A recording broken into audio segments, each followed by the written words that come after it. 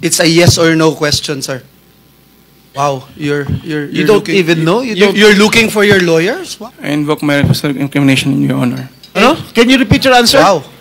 Can you repeat your answer, Mr. Arevalo? Invoke my right for self-incrimination, Your Honor. My God, the question of the majority floor leader is very simple. Pasensya po kasi kinakabahan po kasi po. Bine-verify pa po namin, Your Honor, ang ano kung meron po. Ano ka ba sa Wawaw? Are you the owner? Yes po, Your Honor. You should know. Just disappointed, Mr. Chairman, kasi pambira ka, sasagot ka ng ganyan, ghost project. Parang tinatanong ka kung tao ka, hindi mo alam kung tao ka. Tapos yung wawaw,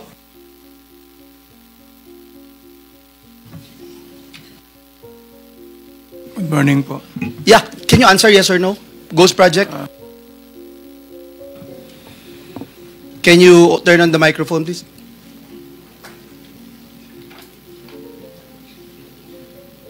It's a yes or no question, sir. Wow, you're You don't looking, even know? You're looking for your lawyers? Wow. I invoke my right for self-incrimination, Your Honor. Okay. Ano? Can you repeat your answer? Wow. Can you repeat your answer, Mr. Arevalo? I invoke my right for self-incrimination, Your Honor. My God, the question of the majority floor leader is very simple. It's very simple. Do you have any ghost project in any of the areas here in the Philippines? Answer.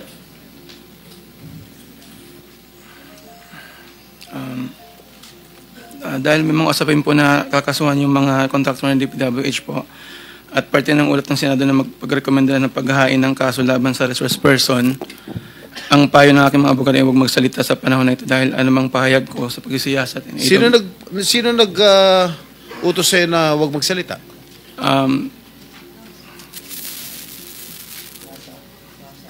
Sino?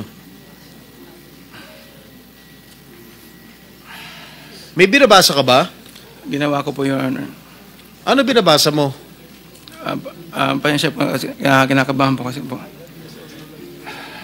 It is only answerable by yes or no, Mr. Arevalo. Is there any ghost projects of Wawaw builders? This is what I discovered, and the former secretary confirmed during the first hearing that there indeed are ghost projects. Bine-verify pa po namin, Your Honor, ang ano kung meron po. Ano ka ba sa Wawaw? Are you the owner? Yes po, Your Honor. You should know. Majority Leader, it's your time, huh? Yes, Mr. Chairman. I'm just disappointed, Mr. Chairman, kasi pambira ka, sasagot ka ng ganyan, ghost project. Parang tinatanong ka kung tao ka, hindi mo alam kung tao ka.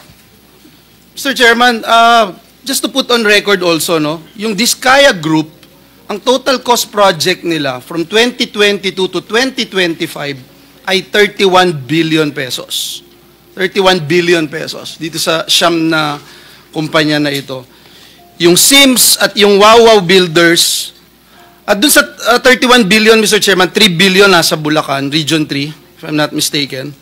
2.8 billion sa Bulacan. Yung Sims, tsaka yung Wawaw, meron pong 4 billion at 1.2 billion sa Bulacan. May I know from COA kung na-audit nyo po itong tatlo na itong binanggit ko na ito, na kumpanya? Sir, ito po yung mga na-subject for audit, fraud audit, especially for Bulacan po, sir, Your Honor. Yes, and nakita nyo may ghost project. Kaya hindi makasagot ito, eh. Oh. Opo. Can you confirm? Hindi ko pa po ma-confirm, Because sir, we're going to get we subpoena already the document. So, Opo. can you confirm? Yes or Your no? Honor, wala po akong kopya nung audit highlights. Do you also audit itong pickup? Meron po tayong mga auditors assigned sa DTI, Your Honor, at may mga findings din po sila, kaya na-audit din po yung pickup po. I'll go with the pickup, no? Nandito si Dr. Dakay. Dr. Dakay, ilan kayo sa board? Can you just mention the names? Tatlo? Yeah, there are 3 of us, Your Honor. Engineer Ernie Bagaw, Engineer Arthur Escalante, and myself. Okay. Kayong tatlo, as board members ng PICAB, are you also contractors, officers, or owners of companies that have government contracts with DPWH or LGUs, sir? Our company, Your Honor, does not have any projects with the DPWH. Kayong tatlo na members ng board. I have documents here to prove something, sir. Please don't lie to me, please. Yes, that's why. Engineer Bagaw, AGB, and Arthur Escalante have projects with the DPWH. So meron, sir, Your Honors. Is that correct? Yes, the current PICAB board members have construction contracts with DPWH, and I can show it to you later, LGUs and other government entities with their respective companies. Your answer is yes, right? Yes, Your Honor. So you don't think it's not right for you guys to have these contracts? For example, Dr. Dakay, as chairperson, associated po kayo dun sa Dakay Construction and Development Corporation.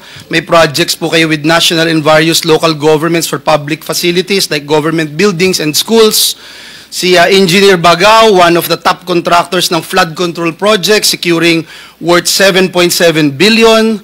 Si Engineer Escalante signed a contract with DPWH on behalf of his company in May 2022 while already a PICAB board member. Are you aware of this, sir? Yes, I'm aware of that, Your Honor. And there's nothing wrong with it? Actually, Your Honor, all of the members of the board of PICAB and the other boards in SIAP are all contractors. And there's no conflict of interest, you think, among your officials? And there's nothing we can do to stop the three of you, the powerful three in PICAB?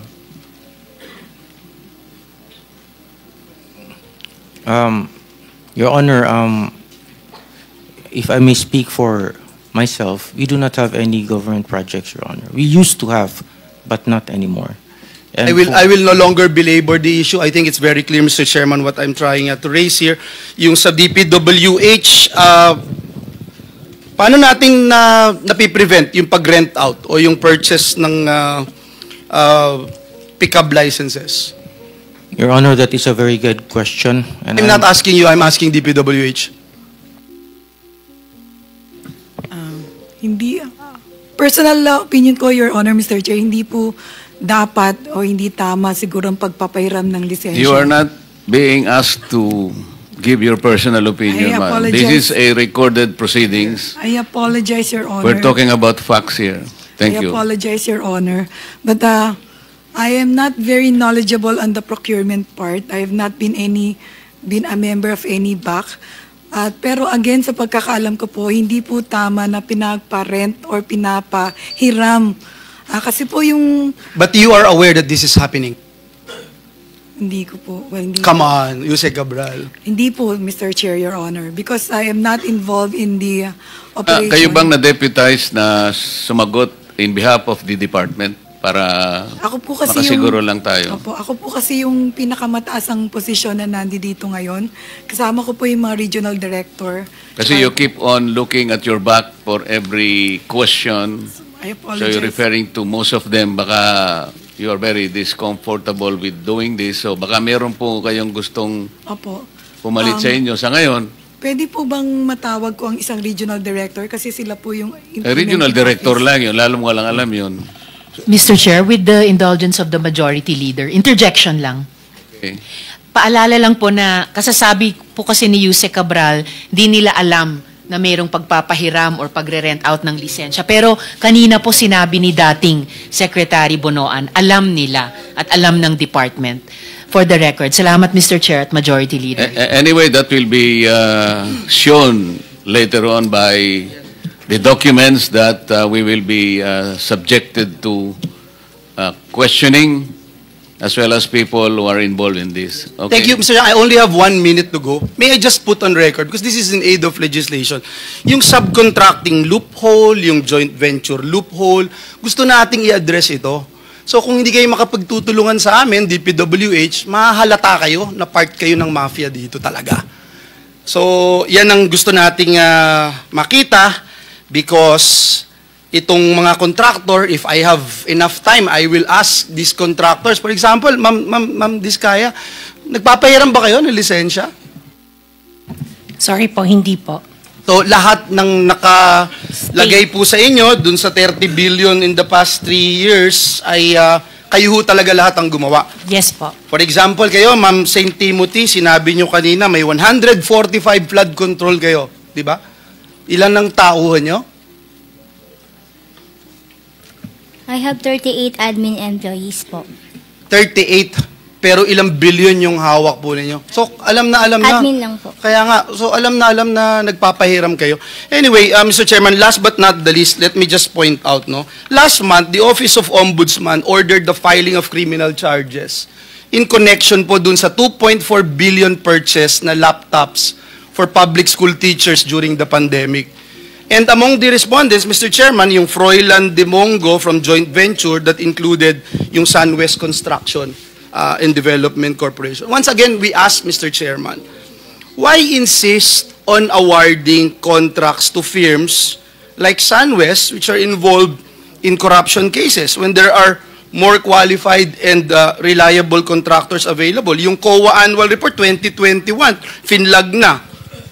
Imagine, construction firm supplying laptops. So bakit nakakakuha pa rin ito? So clearly, wala talagang mekanismo para i-check. Zero. Kitang-kita ko lahat kayo nagnanad. Parang wala na ba tayong magagawa dito? Klaro na, maliwanag pa sa sikat ng araw itong mga kumpanya na binanggit natin, contractors na binanggit natin. And yet, kumokopo pa rin sila ng limpak-limpak na billion peso project from the government. Can anyone answer this question? Why is it happening? PICAB, DPWH, COA, didn't we see this already? Your Honor, sir, jurisdiction po kasi yun ng GPPB. And usually po, sir, yung blacklisting po is 1 year lang po yung pag-blacklist nila. After 1 year po, pwede na po ulit silang makipag-transact or makipag-bid po. They can produce again, they can apply again, and ang PICAB, bibigyan ulit sila ng lisensya. Opo. Opo, Your Honor. At umoo po kayo, Dr. Dakay, so ganun talaga. Kahit alam yung blacklisted or... Because, Your Honor, if I may, the blacklisting is actually a function of the PPBB because they are the ones who are enforcing Republic Act 9184, which is the procurement law. So it is within their ambit to do the blacklisting because it is okay a now, procurement. Mr. Chairman, nakakainit lang ng ulo. Salamat po, pero parang wala hong patutunguhan to pagka itong ating pamahalaan, ating gobyerno, wala So na it's now the turn pakialam. of Senator Rapi Tulfo. With the permission of Senator Rafi, I know he wants to ask a lot of questions. With the permission, pumayag na. Miss Rimando, kanina siya mo, bago ka naging CEO ng St. Timothy, naging HR ka, magkano sweldo mo?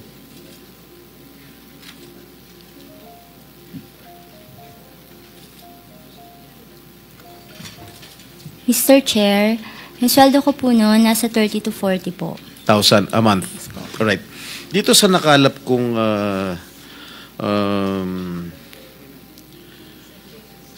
SEC, ang amount paid sa record dito, 887 million. Paano ka nakakuha ng ganong kalaking pera? Paid up capital. Tama, paid up capital. Paid up capital. Saka kumuha ng ganitong kalaking pera. Mr. Chair, yung 2025 na lang po yan. Bali, nung nag-umpisa po kami. Ang tanong ko sa'yo, saka kumuha ng pera? Mr. Chair, meron naman pong income si St. Timothy po. Hindi, pera mo to eh. I mean, iba pa yung pera ng subscription ni Mary Faith Glynn, Jerry Panty,